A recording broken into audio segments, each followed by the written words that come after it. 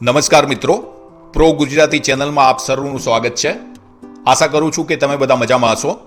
આજના વિષયમાં આપણે રિલાયન્સ ઇન્ડસ્ટ્રી લિમિટેડની હમણાં 48મી એન્યુઅલ જનરલ મિટિંગ થઈ ગઈ અને આ જનરલ મિટિંગમાં ઘણા બધા એનાઉન્સમેન્ટ થયા છે, એચિવમેન્ટ બાબતે ડિસ્કશન થયું છે અને ભવિષ્યમાં શું સ્ટ્રેટેજી સાથે રિલાયન્સ આગળ વધવાની છે આ બધા જ પોઈન્ટ ડિસ્કસ થયા છે. ખૂબ જ ઇન્ટરેસ્ટિંગ છે અને રિલાયન્સ કદાચ વૈશ્વિક બજારમાં હરણફાળ ભરવા જઈ રહ્યું છે એવું કહેવું બિલકુલ અયોગ્ય ન કહેવાય એવું લાગે છે.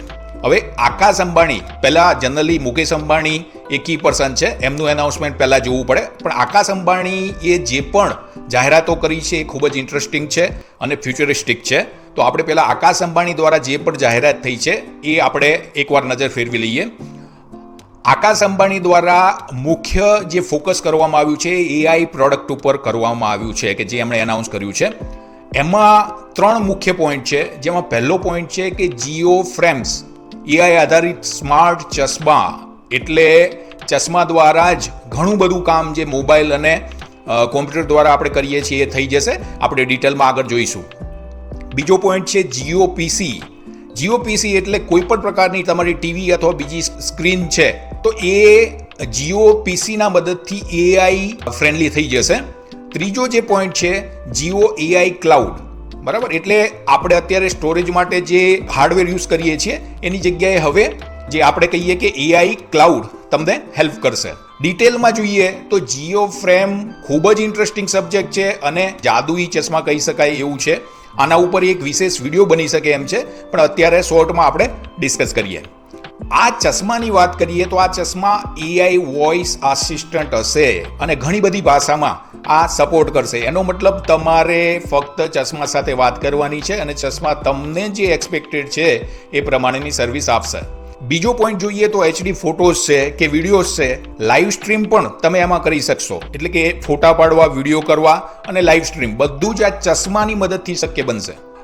મેમરીની વાત કરીએ તો કે જે બહુ જ મહત્વની વાત છે, ઓપન ઇયર સ્પીકર સાથે તમે મ્યુઝિક પણ સાંભળી શકશો. ચશ્મા પહેર્યા છે, કોઈને ખબર કાનમાં બ્લૂટૂથ ભરાવવાની જરૂર નથી, ચશ્મા તમને મ્યુઝિક સંભળાવશે.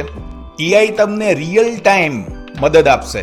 રિયલ ટાઈમનો મતલબ છે તમે રસોઈ કરી રહ્યા છો અને તમને એમ થાય છે કે હવે નેક્સ્ટ સ્ટેપ શું હશે, શું નાખવાનું છે, તો એઆઈ ચશ્મા પહેરેલા હશે તો તમને એઆઈ જ કહેશે કે હવે તમારે આગળનું સ્ટેપ શું કરવાનું છે. ઇવન તમે બુક્સ વાંચતા હશો તો એ બુક્સની સમરી શું છે એ પણ તમને એઆઈ ચશ્મા જે છે એ કહી દેશે, એઆઈ ફ્રેમ કહી દેશે, જીઓ ફ્રેમ્સ કહી દેશે.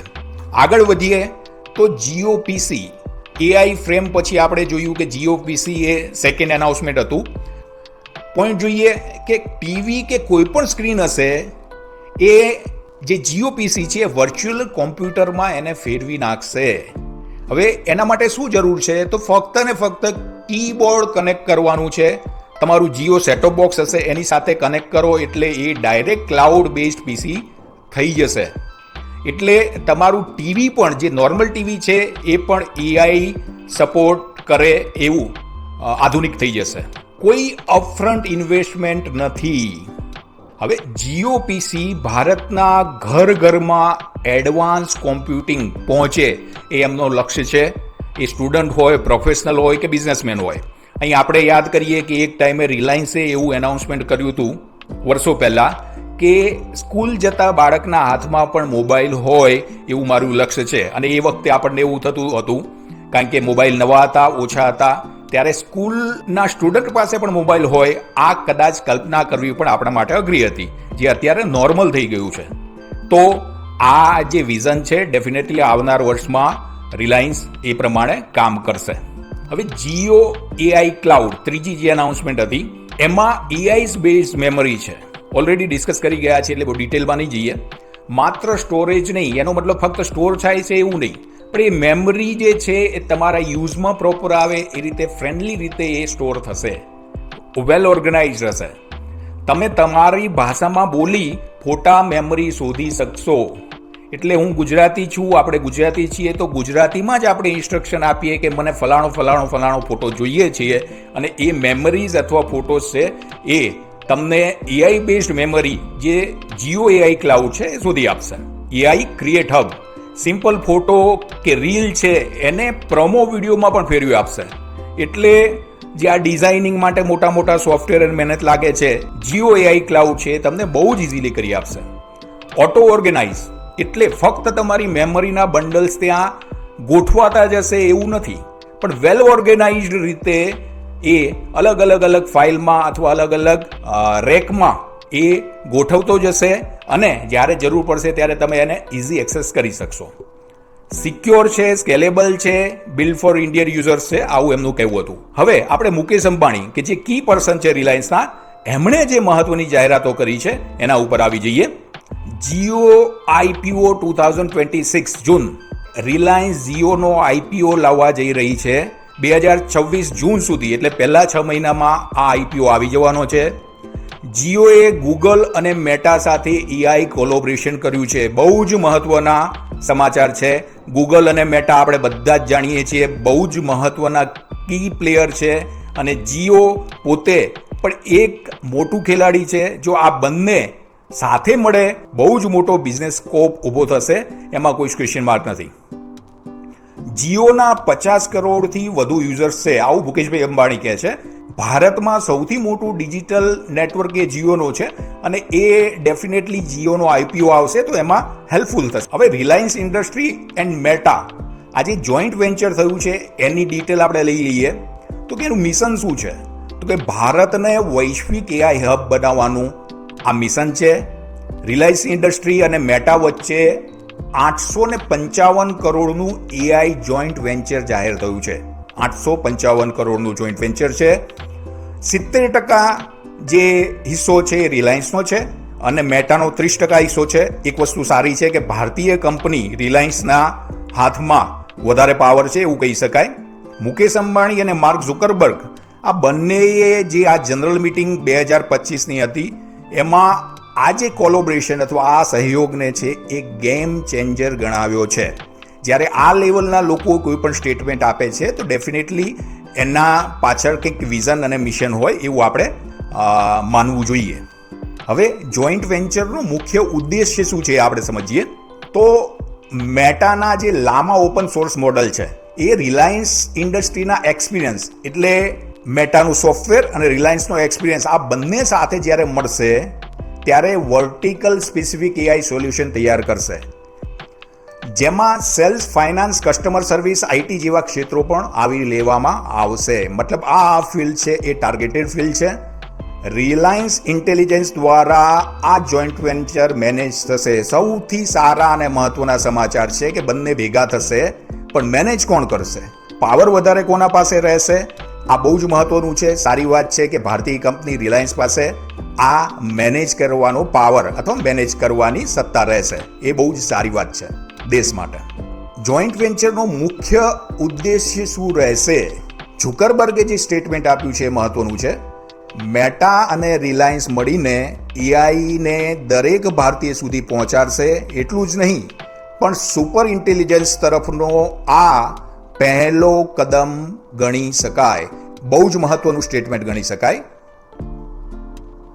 રિલાયન્સ ઇન્ડસ્ટ્રીએ જનરલ મિટિંગ 2025માં થઈ એમાં જાહેરાત કરી છે કે રિલાયન્સ કન્ઝ્યુમર પ્રોડક્ટ લિમિટેડ હવે રિલાયન્સ ઇન્ડસ્ટ્રી લિમિટેડની સીધી સહાયક કંપની બનશે. એનો અર્થ શું થાય છે તો કે રિલાયન્સના તમામ કન્ઝ્યુમર બ્રાન્ડ હવે એક જ એકમ હેઠળ સંચાલિત થશે. મેનેજમેન્ટ છે એ સેન્ટ્રલાઇઝ થશે. હવે રિલાયન્સ કન્ઝ્યુમર પ્રોડક્ટ લિમિટેડનું વિઝન અગાઉ 5 વર્ષમાં 1 લાખ કરોડનું રેવન્યુ સુધી પહોંચવું આ કન્ઝ્યુમર પ્રોડક્ટ લિમિટેડનો ગોલ છે. રૂરલ પેનિટ્રેશન, કિરાના સ્ટોર ડિસ્ટ્રીબ્યુશન, વેલ્યુ પ્રાઇઝિંગ અને એગ્રેસિવ બ્રાન્ડ બિલ્ડિંગ પર ફોકસ કરવામાં આવશે. રૂરલ એરિયામાં પ્રવેશ આ બધી જ વાતોમાં મુખ્ય પોઈન્ટ આપણે કહી શકાય. ભારતની સૌથી મોટી એફએમસીજી કંપની બનવાનો ધ્યેય છે. અત્યારે ઓલરેડી ઘણી બધી કંપની એફએમસીજીમાં છે કે જે આગળ છે. એમાં આપણે જોઈએ તો HUL છે, ITC છે, નેસ્લે છે. આ બધી MNC કંપની સાથે સ્પર્ધા કરવા માટે કેમ્પા કોલા છે, ઇન્ડિપેન્ડન્સ, સોશિયો, આ જે બધી બ્રાન્ડ છે એ પહેલેથી બજારમાં હાજર છે. આવું મુકેશ અંબાણીએ ત્યાં મેન્શન કર્યું હતું. રિલાયન્સ કન્ઝ્યુમર પ્રોડક્ટ લિમિટેડ હવે માત્ર ભારત સુધી સીમિત નથી. આ બહુ જ મહત્વના ન્યૂઝ છે. વેસ્ટ એશિયા, શ્રીલંકા, નેપાલ અને વેસ્ટ આફ્રિકા સુધી એક્સપોર્ટ શરૂ થઈ ગયા છે. એટલે ભારત સિવાય પણ રિલાયન્સ કન્ઝ્યુમર પ્રોડક્ટે પોતાના પગ પસારવાના ચાલુ કરી દીધા છે. આગામી 12 મહિનામાં 25 દેશોમાં પ્રવેશ કરવાનો લક્ષ્ય છે, જે બ્રાન્ડ ઇન્ડિયાને વૈશ્વિક સ્તરે સ્થાપિત કરશે. એટલે 25 દેશો ટાર્ગેટ કર્યા છે અને એમાં રિલાયન્સ કન્ઝ્યુમર પ્રોડક્ટ પોતાની હાજરી દર્જ કરવા માટે જઈ રહ્યું છે. 2035 નેટ કાર્બન ઝીરો બનવાની પ્રતિબદ્ધતા. બિઝનેસ સાથે સાથે એન્વાયરમેન્ટનો પણ ખ્યાલ રાખવો મહત્વનો છે અને એ સરકારી નિયમોમાં પણ આવે છે.